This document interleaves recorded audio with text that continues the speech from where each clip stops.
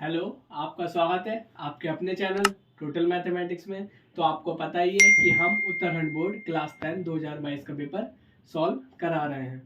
ठीक है, तो हमने जो इसके पार्ट 1 में कराए थे 1 नंबर वाले, पार्ट 2 में कराए थे हमने इसके 2 नंबर वाले, और पार्ट 3 और 4 में हमने कराए थे इसके 3 नंबर वाले। अब हम करा रहे हैं पार्ट 5 में, जो कि आए हुए थे 6 नंबर वाले क्वेश्चन, वो हम यहाँ पर सारे कराने वाले हैं। अगर आप हमारे चैनल पर नए हो तो आप हमारे चैनल को लाइक कर सकते हैं, सब्सक्राइब कर सकते हैं और अपने दोस्तों के साथ शेयर भी कर सकते हैं। अब देखते हैं इसका क्वेश्चन नंबर 26वां। इसमें क्या है, 2 क्वेश्चन दे रखे हैं। एक क्वेश्चन हमें दे रखा है और एक क्वेश्चन इसके अथवा में भी दे रखा है कि अगर ये क्वेश्चन ना आए तो आप अथवा वाला भी कर सकते हैं। तो हम यहाँ पर दोनों क्वेश्चन आपको कराएंगे। तो इसमें 26वां क्वेश्चन जो पहला दे रखा है अथवा में, तो वो हम देखेंगे ऊपर, वो आपको ऊपर दिख भी रहा होगा। उसमें दे रखा है कि 2 व्यक्तियों की आय का अनुपात, हमें अनुपात दे रखा है 2 व्यक्तियों की आय का, वो कितना है 9:7, और उनके खर्चे का अनुपात, यानी कि जितना उन्हें वेतन मिलता है और जितना वो खर्च करते हैं उसका अनुपात दे रखा है 4:3। यदि प्रत्येक व्यक्ति प्रति महीने में 2,000 रुपये बचा लेता है, यानी कि वो जितनी उनकी आय होती है और जितना उनका खर्चा होता है उसमें से वो क्या कर लेता है 2,000 रुपये बचा लेता है, तो उनकी मासिक आय ज्ञात करनी है हमें दोनों व्यक्तियों की, कितनी कितनी वो बचा लेते हैं अपनी मासिक आय में से, कि मासिक आय उनकी कितनी है जिसमें से वो इतना खर्च करके भी 2,000 रुपये बचा लेते हैं। तो अब देखते हैं हम क्वेश्चन में आगे। सबसे पहली बात हमें इसमें दे रखा है कि दोनों व्यक्ति जो है उनका अनुपात में दे रखा है। तो सबसे पहले बात तो हम उनका अनुपात में जो है उन्हें अनुपात को कुछ मानना पड़ेगा। तो हम मान लेंगे, माना आय का अनुपात हमें कितना हो गया x, और जो उसमें खर्चे का अनुपात है वो कितना हो जाएगा y, वो हम ये अपनी तरफ से मान लेंगे। अब क्या है यहाँ पर हम क्या करेंगे कि हमें दोनों व्यक्ति जो हमें क्वेश्चन में दे रखा है कि उनकी मासिक आय का अनुपात कितना है 9:7। जब हमने अनुपात को क्या मान लिया हमने x, तो आप क्या करेंगे, ये आय का है और ये खर्च का है, तो हमने आय का यहाँ मान लिया, तो यहाँ लिख देंगे दोनों व्यक्तियों का मासिक आय क्रमशः हमारा कितना हो गया 9x रुपये और 7x रुपये। ठीक है, ये तो हो गया आय का। अब क्या है, खर्च का अनुपात हमने क्या माना है y। अब और उसमें क्वेश्चन में हमें दे रखा है कि खर्चे जो जितना वो खर्च करते थे उनका जो अनुपात था वो कितना था 4:3। तो वैसे क्या करेंगे, उनके जो खर्चों का अनुपात है हमने क्या माना था y, तो ये भी हो जाएगा 4y रुपये एवं 3y रुपये। अब क्या है, यहीं से इन दोनों इक्वेशन से हम क्या करेंगे, जो भी हमें दे रखे हैं पॉइंट, यहाँ से क्या करेंगे हम समीकरण बनाएंगे इन दोनों पॉइंटों से। पहला व्यक्ति जो है वो जो अपनी उसकी टोटल मासिक आय जो उसे मिलती है वो मिलती है 9x रुपये, उसमें से क्या करता है वो 4y खर्च कर देता है, फिर उसके टोटल कितने बचते हैं 2,000 रुपये। तो हमने वही इक्वेशन वाली 9x माइनस 4y बराबर 2,000 रुपये, यहाँ से इसे बना लिया समीकरण नंबर 1। और दूसरी बना ली हमने, क्योंकि दूसरा व्यक्ति उसे मिलता है 7x और 3y वो उसमें से खर्च कर देता है, तो उसके बचते हैं 2,000 रुपये, इसे बना ली समीकरण नंबर 2। अब ये बन चुकी है समीकरण 1, तो ये बन गई समीकरण नंबर 2। अब इसके बाद आप किसी भी विधि से सॉल्व कर सकते हैं, वो आपके ऊपर है कि आप कौन सी विधि ज़्यादा अच्छी तरीके से आती है। मैं यहाँ पर विलोपन विधि लगा दूंगा। मैं क्या करूँगा, यहाँ पर y के मान को क्या कर दूंगा बराबर कर दूंगा, ऊपर 3 से गुणा कर दूंगा, नीचे 4 से गुणा कर दूंगा, इससे y के मान क्या हो जाएंगे बराबर हो जाएंगे, और दोनों समीकरणों को मैं घटा दूंगा। ठीक है, तो मैंने यहाँ लिख दिया कि समीकरण 1 में 3 से गुणा करने पर, और समीकरण जो हमारी दूसरी है उसमें 4 से गुणा करने पर हम क्या करेंगे, फिर इसे घटा देंगे। यहाँ आ जाएगा 27x माइनस 12y बराबर 6,000, नीचे आ जाएगा 28x माइनस 12y बराबर 8,000। यहाँ इनके साइन चेंज कर देंगे, 12y से 12y हमारा कट जाएगा, यहाँ आ जाएगा माइनस के x बराबर माइनस के 2,000, तो x बराबर आ जाएगा माइनस से माइनस कट जाएगा, x बराबर आ गया 2,000। अब इस x से हम y का मान निकाल सकते हैं, वो हम कहीं भी रख के निकाल सकते हैं, समीकरण 1 में भी और समीकरण 2 में भी। तो यहाँ हमने रखा समीकरण 1 में, यहाँ से हमने x की जगह रखा 2,000 माइनस 4y बराबर 2,000, यहाँ इनकी गुणा कर देंगे तो आ जाएगा 18,000, वहाँ से 2,000 को हम इस साइड में ले आएंगे तो ये माइनस का हो जाएगा, और ये माइनस के 4y को उधर ले जाएंगे तो प्लस का 4y, तो आ जाएगा 16,000 बराबर 4y। अब क्या करेंगे, y की वैल्यू निकाल लेंगे, y की वैल्यू हमारी कितनी आ जाएगी, y बराबर 4,000। हमारे पास x की वैल्यू भी आ गई और y की वैल्यू भी। अब हमें बतानी है उनकी मासिक आय। अब दोनों व्यक्तियों की मासिक आय हमने मानी थी, अनुपात मान लिया था x, तो वो हो गई थी उनकी मासिक आय 9x और 7x। अब क्या करेंगे, एक्स की वैल्यू हमें पता चल चुकी है, तो हम क्या करेंगे यहाँ पर एक्स की वहाँ से मल्टीप्लाई कर देंगे, जो भी हमारी एक्स की वैल्यू आई थी अभी 2000 से कर देंगे मल्टीप्लाई, 9 इंटू 2000 तो यहाँ आ जाएगा 18,000 रुपये। ऐसे कर देंगे 7x की 7 इंटू 2000 तो आ जाएगा 14,000 रुपये, यानी कि पहली व्यक्ति की मासिक आय हमारी थी 18,000 रुपये और जो दूसरा व्यक्ति था उसकी मासिक आय थी 14,000 रुपये। सही है। अब वाई का हमने यूज़ क्यों नहीं करा, अगर वो हमसे पूछता कि इनका जो खर्च है महीने का वो कितना है तो हम वाई की वैल्यू का यूज़ करते हैं। हमसे खाली उसने कितनी आय मतलब मासिक आय उनकी कितनी है यही पूछा था, इसलिए हमने एक्स की वैल्यू का यूज़ करा। तो ये हमारा हो गया पूरा का पूरा 26वां क्वेश्चन। अब आगे देखते हैं हम इसका अथवा वाला क्वेश्चन। तो आपको दिख रहा होगा ऊपर लिखा हुआ अथवा वाला क्वेश्चन। तो उसमें दे रखा है कि एक मोटर बोट है जिसमें जिसकी स्थिर जल में जो चाल है वो कितनी है 18 किलोमीटर प्रति घंटा।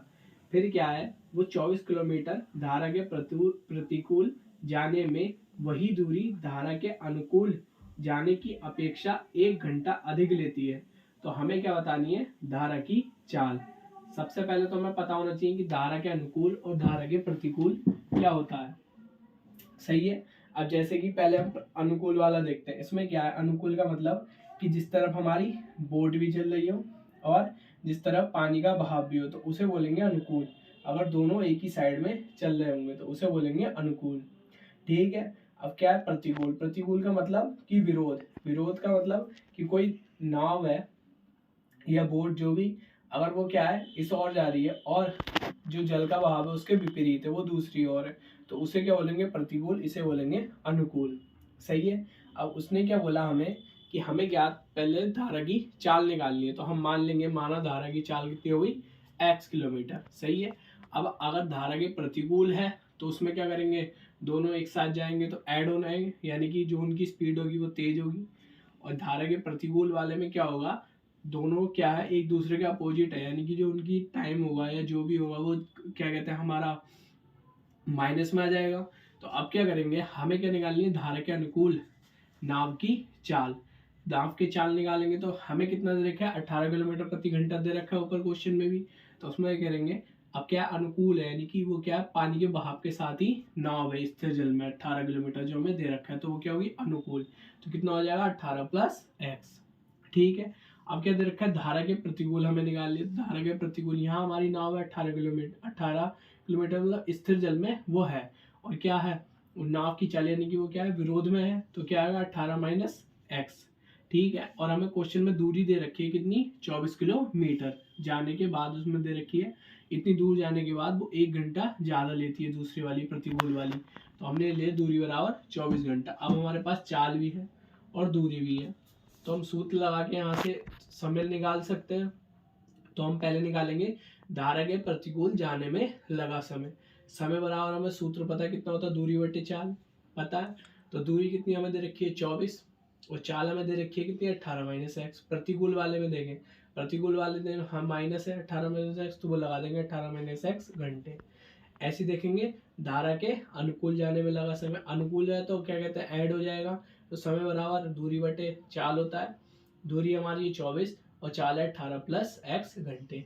तो हमने ये चाल भी निकाल ली, अनुकूल भी और प्रतिकूल भी। अब देखते हैं हम आगे।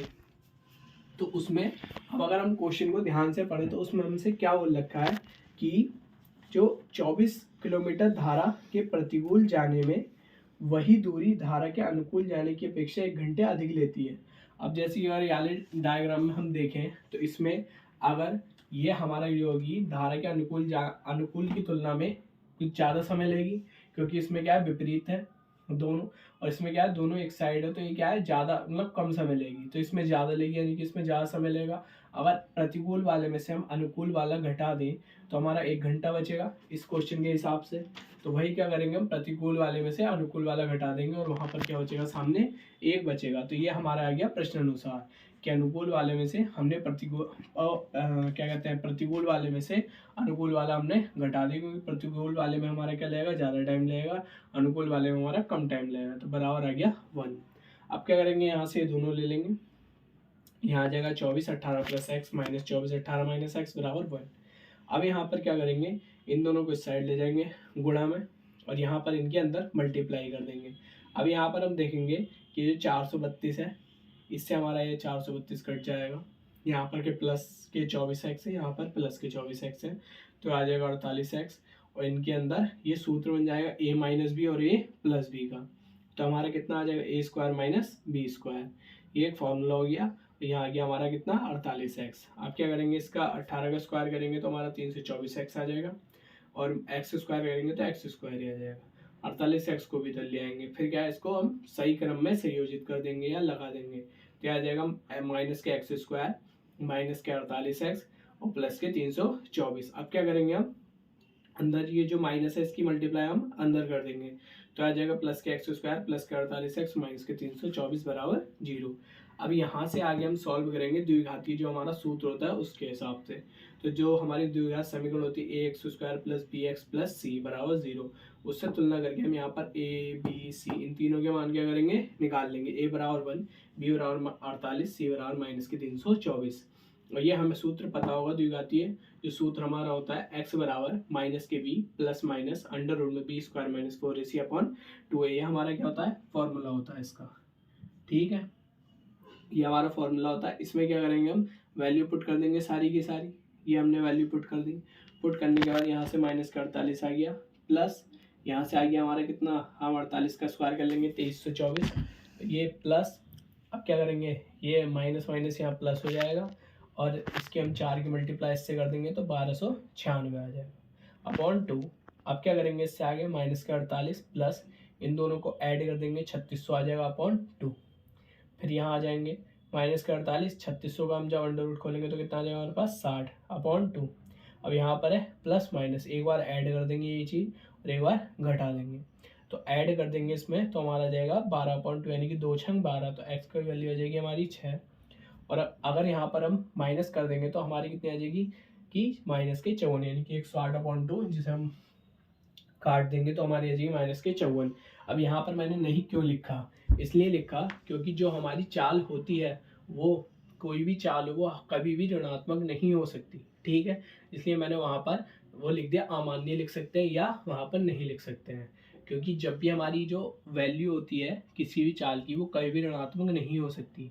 इसलिए जो हमारा x बराबर 6 है वही क्या होगा, मान्य। तो हम यहाँ पर लिख देंगे इसके नीचे यहाँ पर एक लाइन कि जो धारा हमसे जो पूछा था, धारा की चाल बराबर कितनी होगी, 6 किलोमीटर प्रति घंटा। ये हो जाएगा हमारा आंसर। वो भी लिख देंगे इससे ऊपर कि हमारी जो 54 है वो क्यों नहीं होगी, क्योंकि जो चाल होती है हमारी कभी ऋणात्मक नहीं होगी, इसलिए जो x बराबर 54 है वो क्या होगा, हमारा अमान्य होगा। और जो धारा की चाल है यानी कि x बराबर 6 वो क्या होगा, मान्य होगा, यानी कि धारा की चाल x बराबर 6 किलोमीटर प्रति घंटा होगी। तो ये हो गया हमारा 26वां क्वेश्चन का 8वां वाला भी हो गया पूरा। अब देखते हैं हम नेक्स्ट आगे 27वां। तो हम देखते हैं इसका 27वां क्वेश्चन जो आपको ऊपर दिख रहा होगा आपकी स्क्रीन पर। तो वो क्वेश्चन हमें दे रखा है कि 27वां क्वेश्चन है, इसमें 8वां में 2 क्वेश्चन दे रखे हैं। जैसे कि इसमें पहला क्वेश्चन में दे रखा है कि एक सड़क है हमारे पास जो कितनी है 80 मीटर चौड़ी है, उसके दोनों तरफ क्या है, खंबे लगे हुए हैं दोनों तरफ सड़क के, और इन दोनों खंभों के बीच सड़क के एक बिंदु से खंबे के शिखर के उन्नयन कोण, ये मतलब कि कोई सड़क पर बिंदु ले रखा है, उससे क्या है सड़क के जो खंभे हैं उनका जो उन्नयन कोण है उन्होंने दे रखा है हमें, एक है 60 डिग्री और एक है हमारा 30 डिग्री। तो खंभों की क्या है ऊंचाई ज्ञात करनी है, और जो बीच में हमने बिंदु लिया उसकी खंभों से दूरी ज्ञात करनी है। सबसे पहले आप क्या है चित्र को समझें कि इस चित्र में क्या है। अगर आप चित्र समझ गए तो आप आसानी से क्वेश्चन को समझ सकते हैं। चित्र में क्या दे रखा है कि हमारा ये चित्र है, इसमें क्या हमने सड़क मान ली हमारी ए बी जो 80 सेंटीमीटर की एक सड़क है, और इसके दोनों तरफ क्या बराबर ऊंचाई के 2 खंबे हैं। हमने मान लिया ए डी और बी सी बराबर ऊंचाई के 2 खंबे हैं। हमने बीच में कोई सड़क पर एक पॉइंट ले लिया ओ, जहाँ से हम खंभों की दूरी निकाल सकते हैं। ठीक है, और उनने क्या बोला उन्नयन कोण है। अब क्या है यहाँ पर क्या है ज़्यादा दूरी है, तो यहाँ पर जो कोण होगा वो कम होगा, तो यहाँ पर जो कोण आ गया हमारा 30 डिग्री का आ गया। यहाँ पर दूरी कम है जिससे क्या होगा कोण हमारा ज़्यादा होगा, तो आ गया 60 डिग्री का।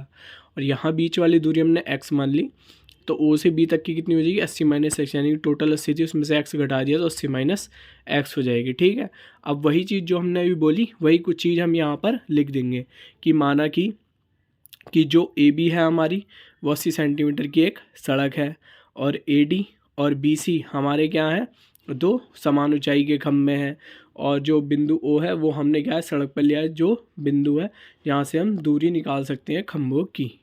ठीक है, और हमें कोण दे रखे हैं जो हमने मान लिया ए ओ डी और बी ओ सी, ये हमें 60 और 30 के दे रखे हैं क्वेश्चन में।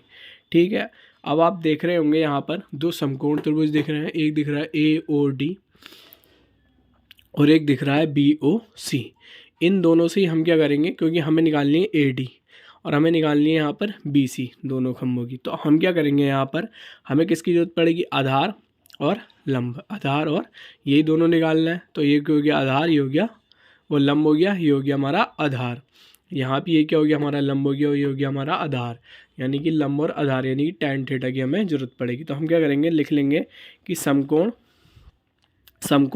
त्रिभुज ए ओ डी में, तो इसमें क्या है tan 60 ले लेंगे, आधार बटे वो लंब बटे आधार, लंब हो गया ए डी, आधार हो गया ओ ए, वही चीज़ लिख दिया।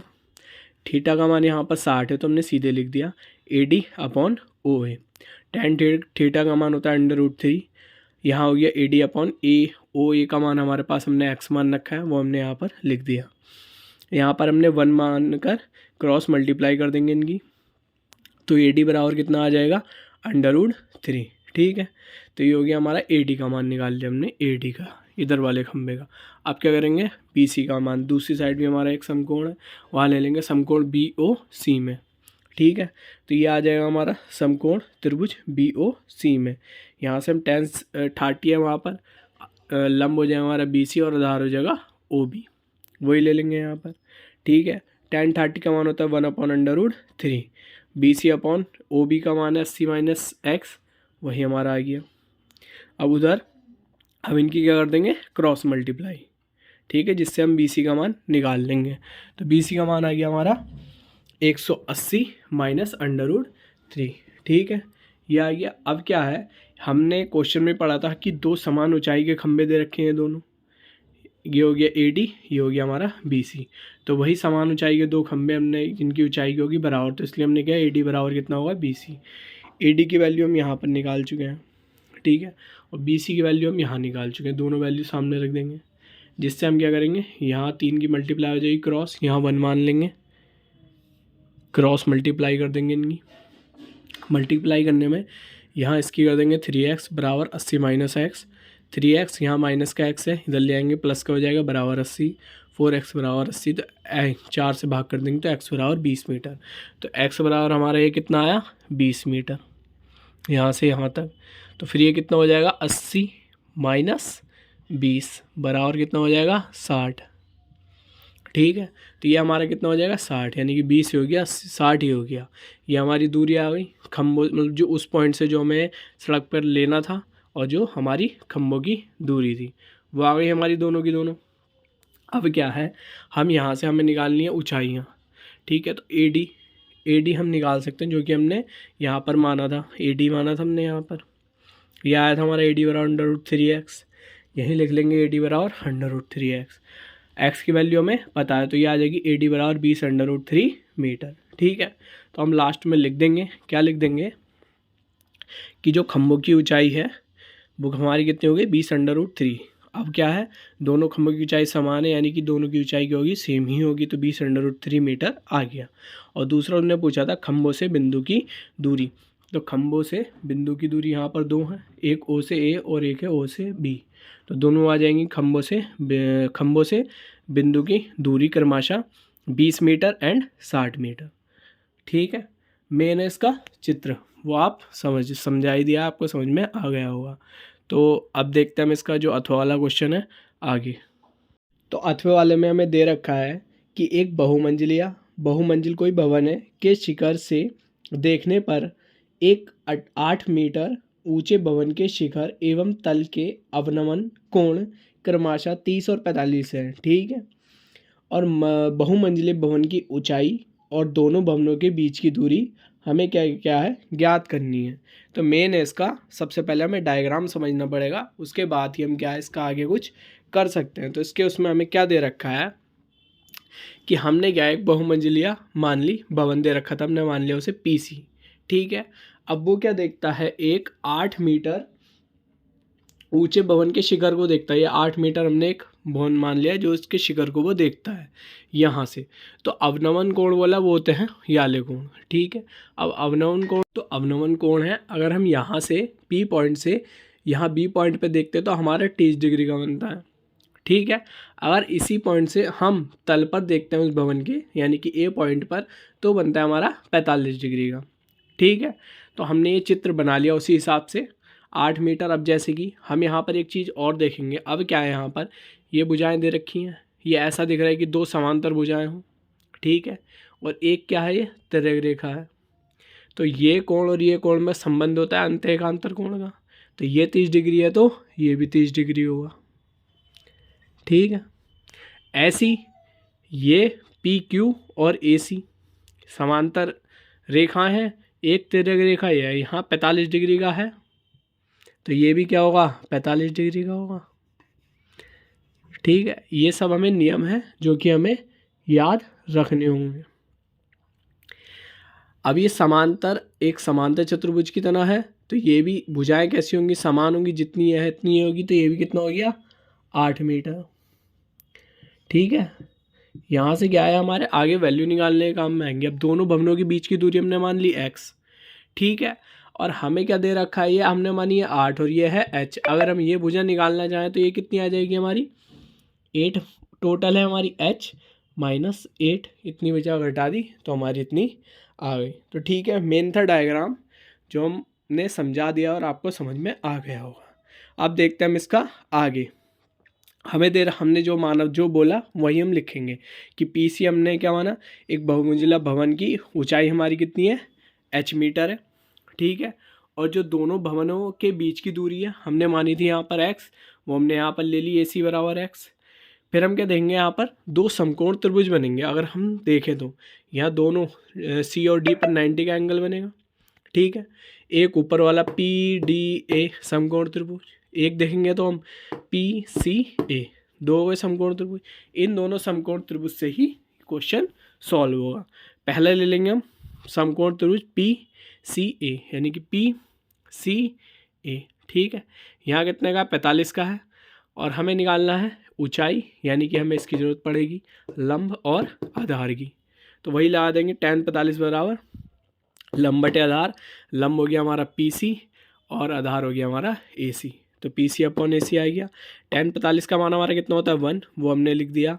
और PC का मान हमने माना है h यानी कि ऊंचाई, और AC दोनों भवनों की बीच की दूरी हमने माना है x, वो ले लिया। देखेंगे यहाँ से तो h बराबर x आ जाएगा, यहाँ मान लेंगे समीकरण नंबर 1। ठीक है, अब दूसरे त्रिभुज में देखेंगे जो हमें दे रखा है PDB, वहाँ पर क्या है 30 है, 30 है डिग्री का कोण है। यहाँ पर हमें ऊंचाई की जरूरत पड़ती है तो हमने पहले ही निकाल लिया था h माइनस 8 होगी। अब ये भुजा भी ये समान होगी यानी कि ये भी x होगी। तो हम यहाँ लगा लेंगे वही लंब बटे आधार। तो tan थीटा बराबर लंब हो गया यहाँ PD, आधार हो गया BD। तो tan 30 का मान होता है 1/√3 बराबर h माइनस 8/x। यहाँ से हम क्या करेंगे x, अब यहाँ अगर ऊपर समीकरण 1 में देखें तो h बराबर हमारा आया था x, तो यहाँ से हम क्या करेंगे x को रिप्लेस कर देंगे h की जगह, लिख देंगे समीकरण 1 से। टोटली हम h में बना लेंगे ये समीकरण को। अब देखते हैं यहाँ से क्रॉस मल्टीप्लाई करके h की वैल्यू निकालने की कोशिश करते हैं, वो देखते हैं हम आगे।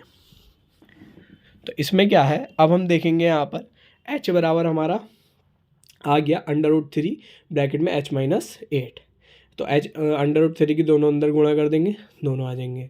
अब h वाले पक्ष को एक तरफ ले लेंगे और जो संख्या है वो एक तरफ ले लेंगे। तो यहाँ आ जाएगा 8/√3 बराबर h दोनों में कॉमन √3 माइनस 1। यहाँ से हम h की वैल्यू को निकाल लेंगे। अब ये आ गई यहाँ पर।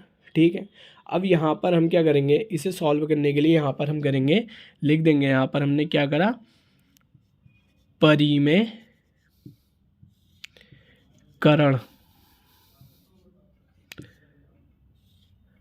करने पर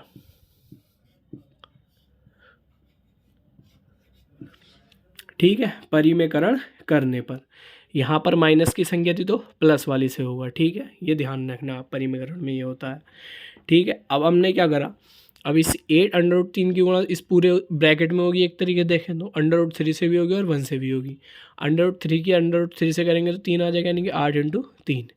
इसकी 1 से करेंगे तो 8√3, ये तो आ जाएगा 8 या 24 प्लस 8√3। ये क्या है, ये क्या है, a माइनस बी और a प्लस बी, एक सूत्र ऐसा बनना है तो इसे हम बोल देंगे a² माइनस b²। यहाँ हम फॉर्मूले को खोल देंगे, a² √3 का स्क्वायर, 1 की वैल्यू होगी b का स्क्वायर यानी कि 1 का स्क्वायर, √3 का स्क्वायर 3 हो जाएगा, और जो हमारा 1 था 1 का स्क्वायर 1 हो जाएगा। यहाँ पर अगर हम देखें तो इसे ऐसे आ जाएगा, फिर ये 3 में से 1 घटा देंगे 2। अब 2 से 24 डिवाइड हो सकता है और 8 भी डिवाइड हो सकता है, वही कर देंगे 24/2 प्लस 8√3, उसी भाग को हमने 2 टुकड़ों में बांट दिया। 2 से काट देंगे इसे 12 बार, इसे अगर हम देखें तो 2 छंग वो 2 एकम 2 और 2 दूनी 4, 12 बार। इसे काट देंगे 2 चौक 8 बार, काट दिया तो यहाँ आ जाएगा 12 + 4√3। यहाँ से दोनों में से क्या कर लेंगे, 4 हम कॉमन ले लेंगे, 4 ब्रैकेट में यहाँ आ जाएगा 3 + √3 आ गया, ये आ गया m, ये हो जाएगा हमारा आंसर, यानी आ गया h की वैल्यू। अब लिखेंगे समीकरण 1, समीकरण 1 में क्या था, h बराबर है x के, यही था, तो जो x की वैल्यू होगी वही h की वैल्यू होगी, दोनों वैल्यू आ गई समान। तो लास्ट में हमसे ये पूछा था कि बहुमंजिलीय भवन की ऊंचाई बताओ, तो ऊंचाई हम यहाँ पर निकाल चुके हैं, ठीक है।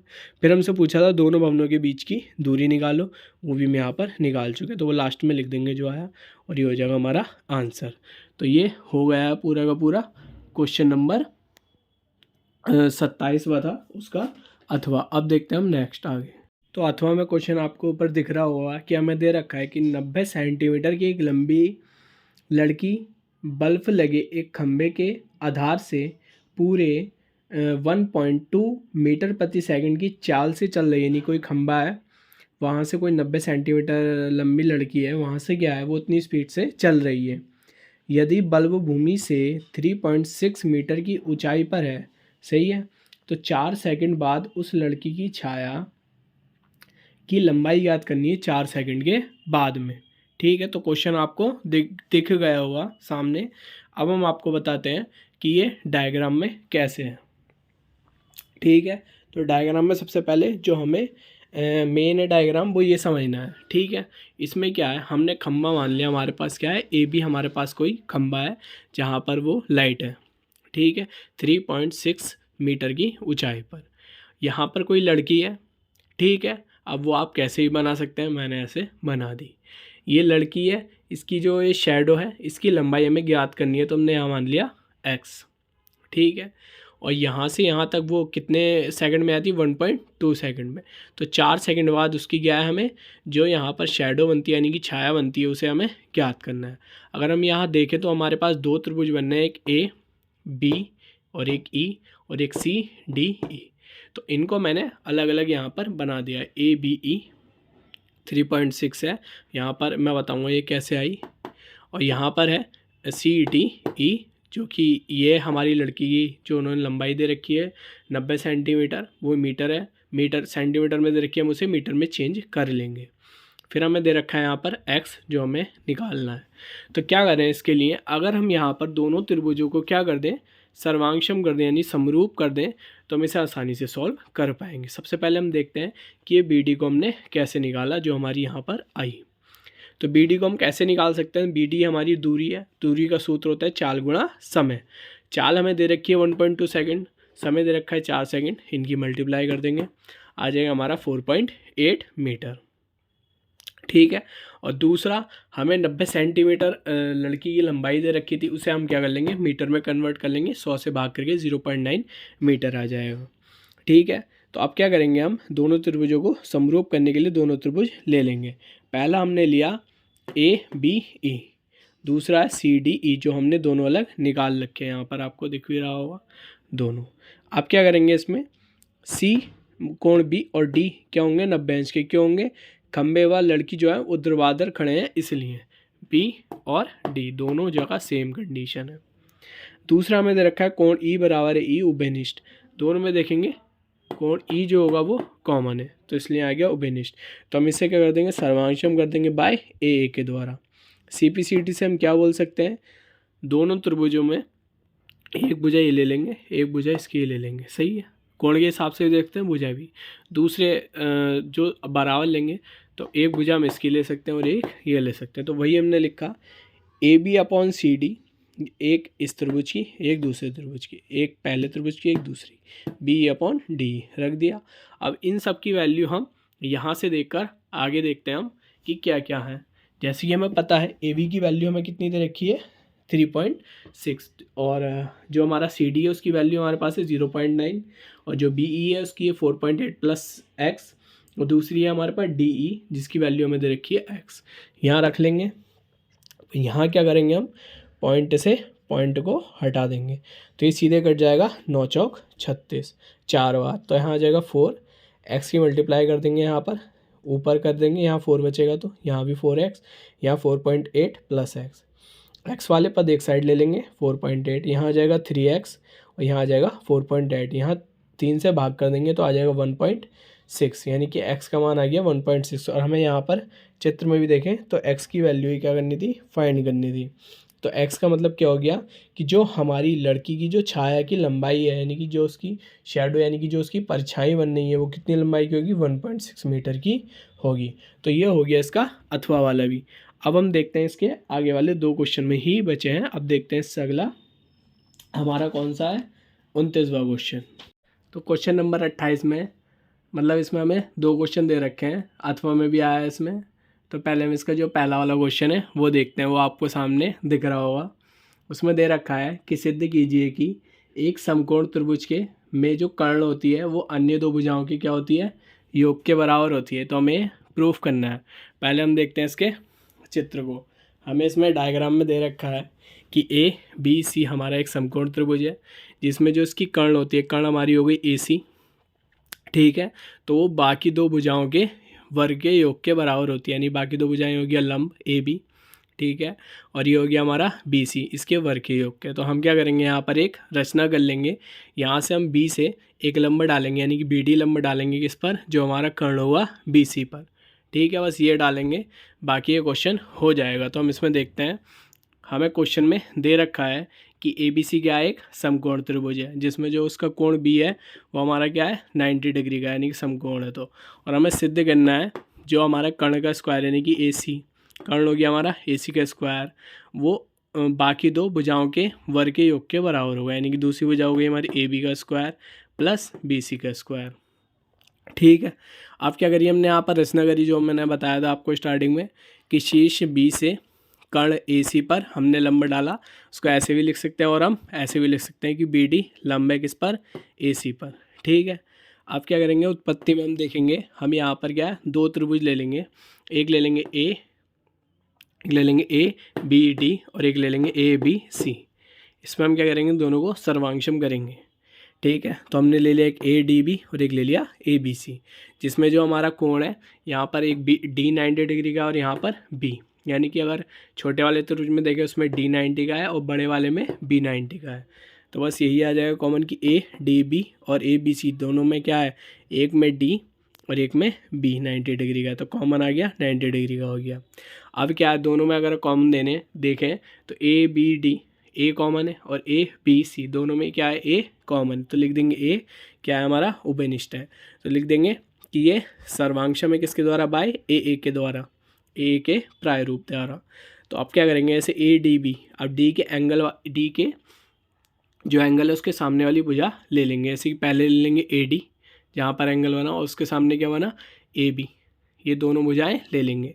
तो ये क्या आ जाएगा, AD/AB। ऐसे करेंगे, यहाँ पर ABC है तो B के सामने पहले देखेंगे, एक आ जाएगी कौन सी, AB, और दूसरी आ जाएगी हमारा कौन सी, AC। यही है, 2 सामने, एक यह है और एक यह है, तो दोनों लिख देंगे यहाँ पर, लिख दी। अब क्या करेंगे, इनकी क्रॉस मल्टीप्लाई कर देंगे, AD × BC बराबर होगा AB × AB के, आ गया, बराबर हो गया स्क्वायर। इसे बना लेंगे समीकरण नंबर 1। अब जैसे कि इसका एक हमने त्रिभुज ले लिया था छोटा वाला, अब क्या करेंगे, इसका दूसरा वाला छोटा वाला त्रिभुज है उससे हम इसकी तुलना करेंगे। तो हम यहाँ का क्या करेंगे, ले लेंगे बी डी सी और दूसरा त्रिभुज ले लेंगे ए बी सी। वो देखते हैं हम आगे। तो यहाँ ले लेंगे हम बी डी सी और ए बी सी, ऐसे बताया था। अब जो हमारा डी है और जो बी है वो भी 90 का है, तो दोनों हम ले लेंगे 90 के आ जाएंगे। कोण सी दोनों में कॉमन है, यहाँ भी आपको दिख रहा होगा, तो हो जाएंगे दोनों में उभयनिष्ठ। अभी दोनों क्या होंगे, सर्वांशों होंगे बाय किसके द्वारा, ए के द्वारा, यानी कि जो हमें सर्वांशम करने होते हैं दोनों में एंगल सेम है तो एंगल्स के द्वारा होंगे। अब जैसे कि हमने यहाँ पर क्या लिया डी, अब डी के सामने वाला कोण देखेंगे हम यहाँ पर, डी के सामने वाला क्या आ जाएगी, डी सी आ जाएगा और एक बी सी, दोनों भुजाएं आ गई। ऐसी क्या है, यहाँ बी के सामने वाला देखेंगे, बी के सामने वाला हमारा क्या आ जाएगा, जो एक तो हो जाएगा बी सी और एक हो जाएगा बी डी। बी डी एक तो हो गया हमारा क्या बी सी और एक हो गया हमारा ए सी, क्योंकि ये त्रिभुज नहीं है ये, और ये बड़ा वाला त्रिभुज है, इसमें एक भुजा ये हो गई हमारी बी सी और एक हो गई ए सी। अब जैसे हमने वहाँ पर क्रॉस मल्टीप्लाई करी थी यहाँ भी कर देंगे, तो यहाँ हमारा आ जाएगा बी सी के स्क्वायर का मान। अब क्या करेंगे, समीकरण 1 जो हमें यहाँ दे रखी थी और समीकरण 2, इन दोनों को क्या करेंगे यहाँ पर जोड़ देंगे। समीकरण 1 और 2 को जोड़ने पर यहाँ पर ए सी है और यहाँ पर भी ए सी, दोनों में से क्या होगा, ए सी कॉमन आ जाएगा। यहाँ क्या बचेगा, ए डी और हमारा डी सी बराबर, यहाँ पर आ जाएगा ए बी का स्क्वायर प्लस बी सी का स्क्वायर। अब हम यहाँ पर देखेंगे ए सी तो हमारा ये आ गया और यहाँ पर क्या दे रखा है, A D plus B C, तो टोटल कितना हो जाएगा जोड़ के ए सी, तो यहाँ पर भी क्या होगा हमारा ए सी आ जाएगा दोनों का। ये यहाँ पर हमें दे रखा है ए बी का स्क्वायर प्लस बी सी का स्क्वायर, तो ए सी क्रॉस ए सी हमारा आ जाएगा ए सी का स्क्वायर बराबर ए बी का स्क्वायर प्लस बी सी का स्क्वायर। अगर हम देखें तो ए सी का स्क्वायर हमारा क्या हो गया कर्ण, दूसरा हमें दे रखा है यहाँ पर ए बी का स्क्वायर प्लस बी सी का स्क्वायर। अब ए बी हमारा क्या हो गया लंब और दूसरा बी सी क्या हो गया हमारा आधार, तो कर्ण का वर्ग बराबर होगा लंब के वर्ग के प्लस आधार के वर्ग के। तो यही हमें प्रूफ करना था क्वेश्चन में। तो ये हमारा 28वां क्वेश्चन भी हो गया। अब देखते हैं इसका अथवा। तो आपको सामने दिखाई दे रहा होगा, उसमें लिखा है कि एक किसान अपने खेत में बनी 10 मीटर व्यास वाली और 2 मीटर गहरी एक बेलनाकार टंकी को आंतरिक व्यास 20 सेंटीमीटर वाले एक पाइप द्वारा एक नहर से जोड़ता है।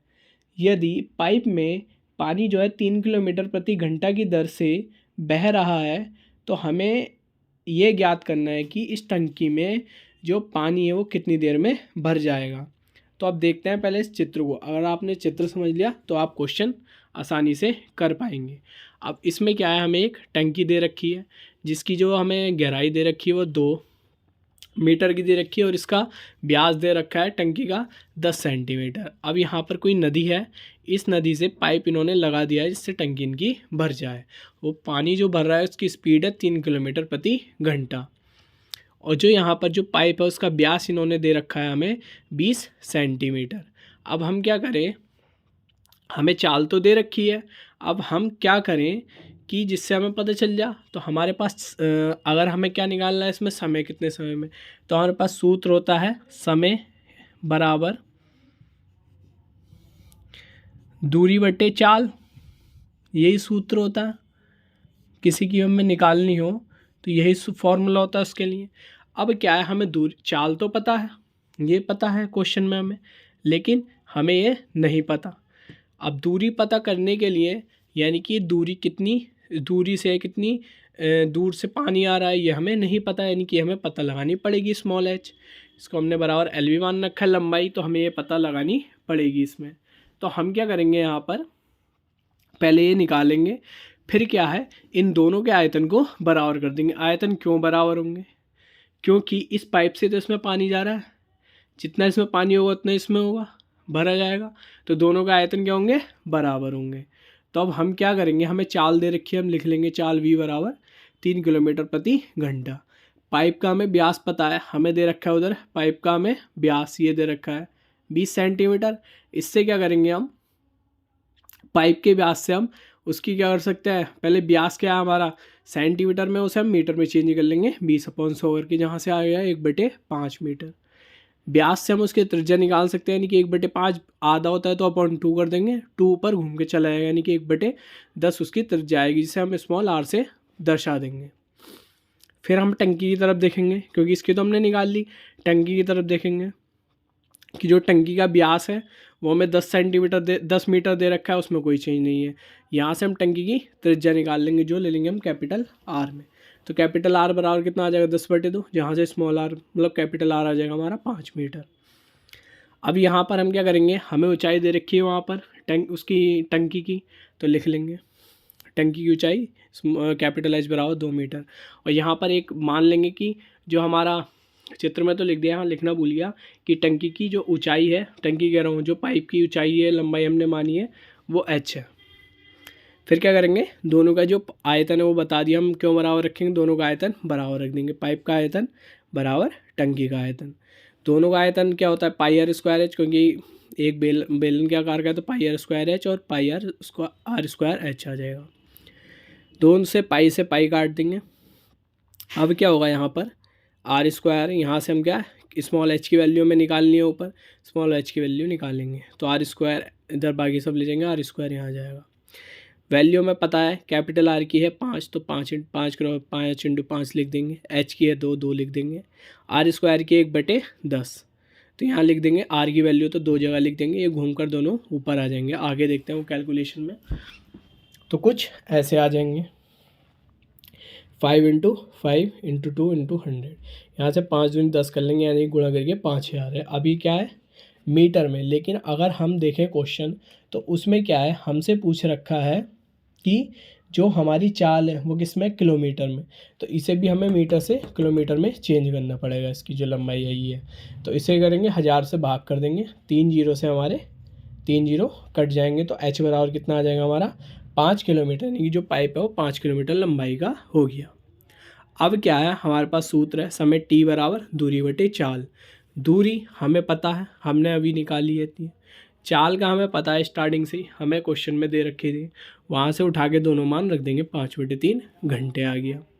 अब इसे क्या है मिनट में कैसे बदलेंगे, हमें पता है 1 मिनट में कितने 1 घंटे में कितने मिनट होते हैं, 60 मिनट। तो 60 से क्या कर देंगे, मल्टीप्लाई कर देंगे, तो मिनट में चेंज हो जाएगा। 3 से उसे काट देंगे 20 बार, हो जाएगा 20 बार कट जाएगा।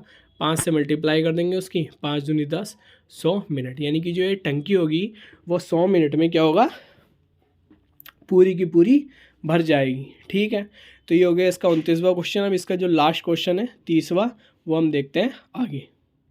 तो आपको दिख रहा होगा कि हमें दे रखा है कि कक्षा 10 के 60 छात्रों के गणित में प्राप्तांक नीचे सारणी में दर्शाए गए हैं।